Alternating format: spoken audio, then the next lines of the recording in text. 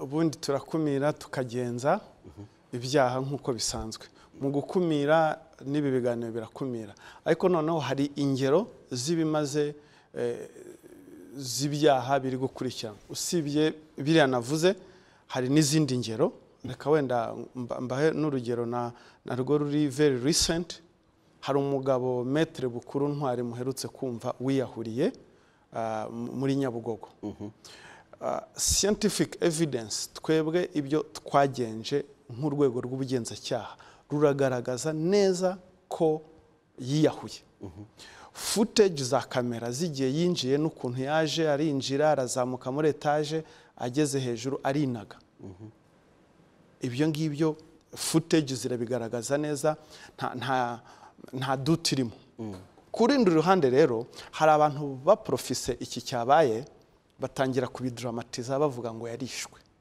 babyasosiya n'izindi incident zabaye n'ubundi z'abantu biyahuye nabyo bigaragara ko biyahuye ugasanga noneho ugasanga umuntu w'umunyamakuru hano ibitangazamakuru tuzi hano byitwa abanyamakuru bafite na carte zabo aramanutse Nyabugogo arihuse aragiye ibyo mbabwira ni byabaye umuntu aha interview umusazi uzwi Nyabugogo aramubaza ati se ibi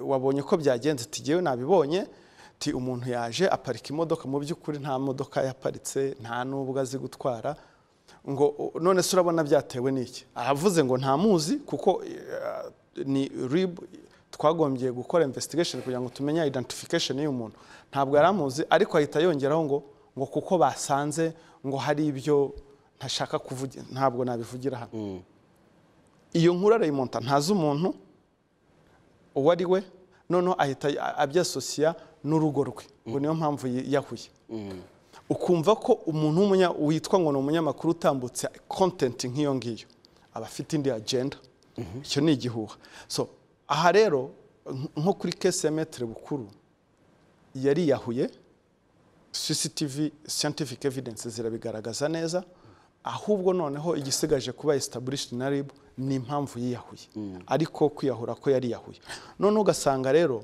umuntu atangaje ibyo bintu ntiyitaye no ku ngaruka ziri bugire kubasigaye umuryango we ari umugore we ntatekereje icyo gisebo asigi umuntu afite akababaro kuko abuze umuntu uwongeyeho kumusonga umusigira igisebo kizasigara mu muryango ngo nukugira ngo ushaka views mu by'ukuri ibyo no gutangaza ibihuha angira ngo ni na opportunity nziza yo kubivuga twarigishije twagiriye abantu inama ubu ngubu amategeko agiye gukurikizwa kandi ingingo zirimo zirakarishye bafite hari abantu turabashyira mu byiciro abakoresha wenda bari bavuze nka YouTube n'izindi tufashe nk'urugero rwa YouTube hariho abafite gahunda y'icengezamatwara ubwo ni icyiciro cy'abantu bari mu icengezamatwara muri propaganda gupfobya genocide gukurura imvururu mu bantu abo ni igice kimwe hakaba n'ikindi gice cy'abantu bashyiraho ibintu by'urukozasoni hakabaho n'ikindi gice cy'abantu bashyiraho ibintu by'ibihuha ariko abantu bose bakaba bahuriye kuri cya kintu cyo kwinjiza amafaranga kuko babonye ko izo za YouTube ngo zinjiza amafaranga noneho umuntu atitaye kuri content kubyari bushyireho agashyiraho ibyo ngibyo kugira ngo abone za views nyinshi hanyuma uko ubonye views nyinshi ngo niko amafaranga yinjira ingero ni nyinshi zirahari wenda twahera nko ku rugero ruri rwa vuba cyane muzika Karasira Aimable ubu ngubu ari mu nzira y'ubutabera aho yafunguye chaîne ayita ngo ukuri mbona ukuri abona iyo chaîne ye mu by'ukuri iyo urebye ibintu yavugiragaho usibye kuba umuntu ashobora kwirengagiza n'umwana arabona ko ifite umugambi mubi nta kintu kizima yavugiragaho usibye gutukana, gucengeza amatwara, kwinjiza abantu mu rwango, gukura amacakubiri, gupfobya jenoside, kwihakana ndetse no gukura amacakubiri. Ariko rero no muri rundi ruhande muri bya byaha akora akabyungukiramo ngo za views nyinshi, abantu hariho igice cy'abantu gikunda mediocrity, amagambo nk'ayo mabi apfuye ugasanga ni views, ugasanga hari cengeza amatwara agamije amafaranga. Hari n'abandi rero agira cyagakubitaho igihuha. Igihuha urugero narwo ruhari nejo bundi itariki ngira ngo 7 aho umuntu yashyize kuri YouTube ngo Israel Mbonyi yapfuye. Israel Mbonyi ni umustar, afite abantu bamukunda benshi bamufollowing, atitaye ku ngaruka ziri bugire, ingaruka icyo kintu ashyizeho, azi neza ko atari byo, akagishyiraho. Tekereza rero nk'umubyeyi waho yarari. Ariko Dr. mukira aho ngaho, yego, umuntu afite uburenganzira bwo gutanga ibitekerezo bye, murabyemera? Kuki mwumva gutanga ibitekerezo bye ari bibi kufateho kuri Karasira?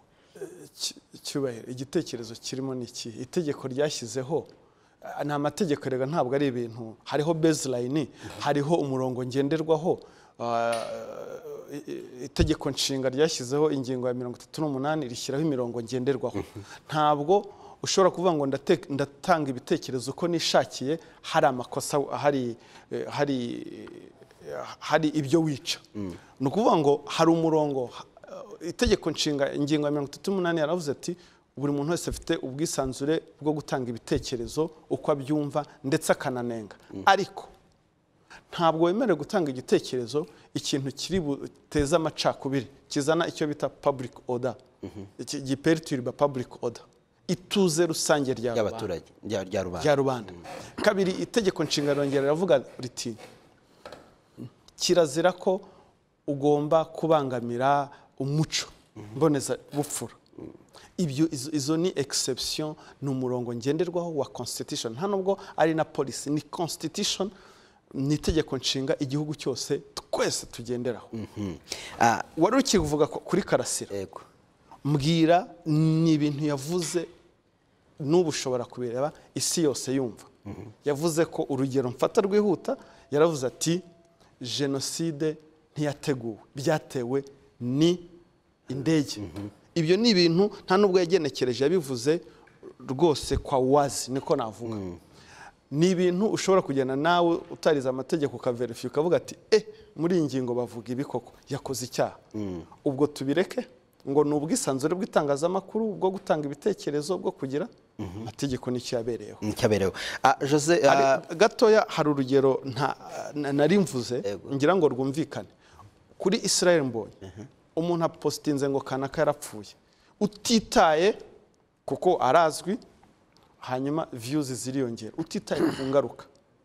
Ubwo icyo no gutanga ibitekerezo oya, ni ibihuha. Sinzi wenda gukumira uko we ubifata, ariko mu by'ukuri iyo wigisha umuntu umubwira ati iki ni icyaha, uba uri gukumira. Ariko ntushobora kuko nk'ibi byaha bikorwa kuko umuntu yavuze, ntabwo wagenda ngo ufate umunwa udode. Sibyo, uramubwira, umwereka ko iki ni icyaha, nugira ingaruka zabyo ni iki. Ariko noneho nawe agahitamo. Hariho rero uhitamo gutana, kuko mu by'ukuri urugero nabahaye ni uriya Karasira, nawe ubwo yarabibibwiriye ko hari igihe twamuhamagaye turamwigisha, tukamubwira ati ibiganiro utanga bifite tendance yo gukora ibyaha. Nawe ubwo arabyivugira, ahitamo gutana, ajya mu gukora ibyaha. Noneho inama yagiriwe arayireka. Hari n'abandi n'ubu ngubu bagiriwe inama kenshi, ariko n'ubundi batumva. Ndaguha urundi rugero, hari uwitwa Afrimax. We azwiho cyane gukora content zishuka abaturage bagashora amafaranga yabo mu bintu by'amafuti. Cyane urugero rwa hafi ni urugero rw'ubupfumu. Buriya akorana n'abantu bise abapfumu, abantu noneho bakagenda ngo bagiye gushakayo ubukire, ngo bagiye gushakayo imbyaro, ngo bagiye gushakayo ngo indwara ngo zananiwe gukira ngo barazivura. Hari nabo twafashe ejo bundi rwose, uwo twafashe n'itangazamakuru bamubajije aravuga ati ariko iby'abapfu biribwa n'abapfumu. Ati none se umuntu yakuzaniye amafaranga ukayanga? Arongera avuga ati ryewe namamajwe na Afrimax, ariko mu by'ukuri ni ukubeshya abantu. Afrimax yarishyuwe ngo yamamaze ibyo. Noneho ubu ngubu hari n'indi yamamaza bitwa ngo ba nyirabisabo. Hari undi mugore yamamaza w'Umusanze ngo ufite abagore 7 kugira ngo yerekane ko afite super power. Bari abantu babagabo 7 ntabwo babaho, ni abantu yagiye barishyura, baranabishyura n'amafaranga ya fake 1500 binjira muri ibyo ngibyo. Noneho akagira atya, urabona iterambere nako na technology ashobora kukwerekana ukazamuka nk'umuntu ufite super power, amahembe ubireba, urabona montage ihembe rikavano rikagenda rikareba rikagera kwa kanaka. Izo ni montage zikorwa na Afrimax. Ubu ngubu bari gukurikiranwa amategeko kuko yagiriwe inama kenshi. Hari n'abandi tuza kugeraho, ndaguha n'urundi rugero. Ubwo turacyari kuri ibyo bintu bituma abantu kwinsighting abantu, ukababwira ngo ibi birakorwa kandi ari byo, bakagenda bagashora amafaranga mu bintu. Ubuvuzi, wakagombye kujya mu ivuriro niba ufite ibibazo by'indwara runaka bakakuvura, ariko urebye abantu noneho bigire n'ingaruka ku buzima bw'abantu. Hari ikiganiro giherutse gutambuka ku Kwezi, titre avuga ngo Kigali, ngo umugabo yafashe umugore we asambana n'undi mugabo, kurekurana biranga, bitabaza umupfumu. Ukibaza coincidence yari hari hagati y'umunyamakuru, umupfumu n'abo bantu bafatwa. Mu by'ukuri abantu bafashwe bate? Noneho ari kwamamaza wa mupfumu ugaragaza ngo ko afatanura abantu ngo bafatanye ngo kandi atanga imiti. Aba bantu barafashwe, ntabwo abo bafashwe ntabwo ari umugore n'umugabo, ni abantu bakitinze barishyurwa. Undi nawe yita umugabo, aragenda nawe araza arabafata, ukwezi ubwo kuba ko hageze umupfumu n'abaraje. Urumva ni complot y'abantu bangahe. Ariko babireba bo bakavuga noneho munsi agahita ashyiraho nimero ngo z'umuganga, bakamuhamagara ngo bajye gushaka imiti. Ubwo n'ubwambuzi bushukana. Noneho mbwira umunyamakuru ushyiraho content ngiyo, noneho yajya gushyiraho agashyiraho titre. Izo titre zabo murazizi, aba ari titre ishitura, nubwo utaba ushaka kureba urareba. Reba nk'iyo ngiyo ngo umugabo yafatanye, ubwo ni views. Views zijyanye no gushaka kwinjiza amafaranga, abeshya abantu abandi barya amafaranga, yamamaza ibihuha ngo uwo muntu ngo ni. Aba bantu barafashwe barakurikiranwa, baravuga ati rwose twebwe batwishyuye ngo twakitinga gutya, timuraduhora ubusa. Urumva abo ni abanyamakuru bafite ziriya carte z'abanyamakuru bazwi, bakoresha YouTube. Views, amafaranga. Urwo ni urundi rugero. Hari n'urundi rugero, ukumva umuntu ngo ni 1K Hills Beauty, ngo aratumira abantu ngo sexology. YouTube yumvika, tubyumve neza, ni umuyoboro mwiza cyane mu buryo bwo gutanga ibitekerezo byubaka, ariko noneho utabaye regulated ushobora gukoreshwa mu buryo bubi. Ntabwo ari byo, ntabwo RIB akazi kayo ntabwo ari ukubangamira abantu mu kazi kabo. Twebwe icyo tureba ko mu byo wakoze wakurikije amategeko. Ese wabikoze ugambiriye iki? Muri ziriya ngero zose natanze, sinzi ko harimo wenda n'urugero ruvuga ati nibeshye. Umuntu rwose afite uburenganzira bwo gutanga ibitekerezo. Ibitekerezo ntabwo ari ngombwa ngo ubushima ibikorwa, ushobora no kuba ugaya. Ariko muri wa murongo wo kugaya ukavuga ati iki ntikigenda n'iki n'iki n'iki. Hariho noneho abandi nk'uko yabivuze bari kwisha mu mutaka w'itangazamakuru ngo wo kuvuga gushaka ngo kugaragaza ngo bitagenda. Mu by'ukuri kugaragaza ibitagenda ni nabyo ni ugukebura abantu aho bitagenze neza bigakorwa. Ariko abo dukurikirana iyo urebye icyo bagamije, hari ikintu bita icengezamatwara, kuyobya abaturage. Ndaguha urugero rundi. Umuntu witwa Ishema TV CYUMA, agize gutyo, ubwo ni ingero ziri recent, arahuruje ngo hari umuntu ngo waburiwe irengero. Ubundi iyo umuntu yaburiwe irengero, umuntu utabaza wa mbere ni umuryango. Umugabo we nta kintu yatabaje, ntabwo umugore we yaburiye irengero, nta n'umuntu wa hafi. Ariko un candidat mugira neza uvugira abaturage wiyise Cyuma aragiye kutangazamakuru ngo umuntu yaburiwe irengero. Icyo yaragamije ni iki? Noneho rero hakaba abantu bakavuga ati se twebwe dutangira gucekinga, ese hari umuntu wigeze atanga ikirego ko yabuze? Abantu barashaka basanga umuntu yagiye kwishinya Gatare abiziranye na Cyuma.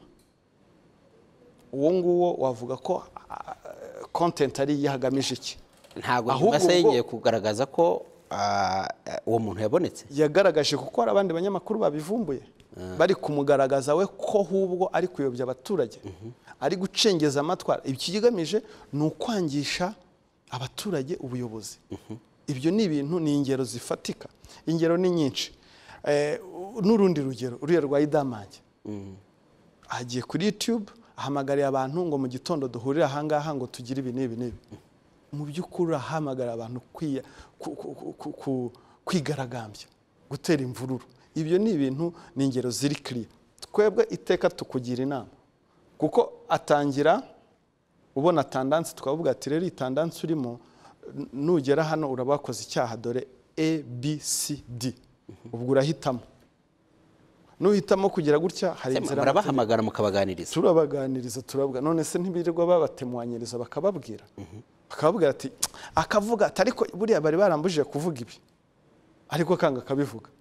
Urumva rero ntakora ibi bitagize. Igisigaye rero ubu kigiye kubaho, twatanze ibiganiro, twarababwiye, barinangiye. Amategeko ahagaze gute? Hari amategeko yihariye yo guhana ibi bintu cyane amategeko rusange? Hari amategeko yihariye rwose, nta simbona ko harimo n'icyuho mu mategeko, kuko amategeko arahari abihana. Wenda duhereye ku itegeko nshinga. Itegeko nshinga ni ryo ryashyizeho umurongo uburenganzira buri muntu wese. Ryo rivuga buri muntu wese afite uburenganzira bwo gutanga ibitekerezo, kubona amakuru. Ariko noneho bashyiraho ko muri kwa kubikora hariho irengayobora, exception, public order, good morals, imyifatire mbonezabupfura, icyubahiro n'agaciro by'abandi bikubahwa, uburenganzira nako icyubahiro n'agaciro, kwivanga mu mibereho bwite, ibyo byose bikubahirizwa. Iyo ugiye rero kuri urwo ruhande rwa constitution, urwo ni urugero rumwe aho constitution tugaragariza ko buri muntu wese afite uburenganzira, ariko ikavuga ati ibyo byose bigomba gukorwa mu buryo bwubahirije amategeko. Turajya kuri ingingo itegeko rihana ibyaha bikorewe ku ikoranabuhanga, ingingo ya 39, gutangaza amakuru y'ibihuha. Umuntu wese ubizi wifashishije mudasobwa agatangaza amakuru y'ibihuha ateza ubwoba, imvururu, ihohotera muri rubanda, cyangwa gutuma umuntu atakarizwa icyizere. Iyo ni ingingo iri clear. Ibihano ni hagati y'imyaka 3 n'5, hakiyongeraho n'amande. Gukwirakwiza amakuru atariyo cyangwa icengeza amatwara bigamije kwangisha leta y'u Rwanda mu bihugu by'amahanga. Iki nacyo ni indi ngingo. Ibihano biraremereye, hariho hagati y'imyaka 7 n'imyaka 10, hari naho ushobora guhabwa burundu. Noneho iyo n'iyindi ingingo twavuga zifatika nibura twashingiraho specifically kuri ubwo buryo. Ariko noneho abo twageranye ibiganiro bagiye bavuga ati akantu gakomeye cyane karimo ni views y'amafaranga. Hari ikintu mu gifaransa mujya mwumva ngo le bien mal acquis, ni wa mutungo wakiriye mu buryo bubi, kuko wasebeje kanaka, kuko ibyo nabyo niho ubona abantu basigaye bakurikiranwaho kutabasha gusobanura inkomoko y'umutungo.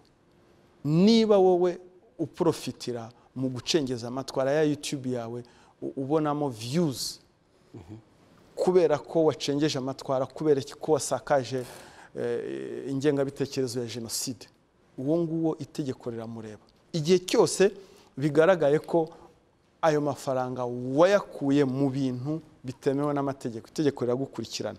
Niho bavuga ngo umuntu wese udashobora gusobanura inkomoko y'umutungo afite ugereranyije n'ibyo yinjiza byemewe n'amategeko. Turi aho ngaho, ibyo ngira ngo birebwa ku bakozi ba leta. Oya, ni umuntu wese. Iyo uvuze ngo umuntu wese, wowe nturi umuntu, ntabwo uri umukozi wa leta. Iyo rero bavuze umuntu wese, nyine ni buri muntu wese. Icyo nakongeraho ni ubutumwa ngenera abakoresha za YouTube, muzikoreshe neza, amategeko ahari. Hariho abantu batekereza ko bashobora kungukira mu bikorwa by'ubugambanyi, mu bikorwa by'urukazasoni, mu bikorwa byo gukurura amacakubiri.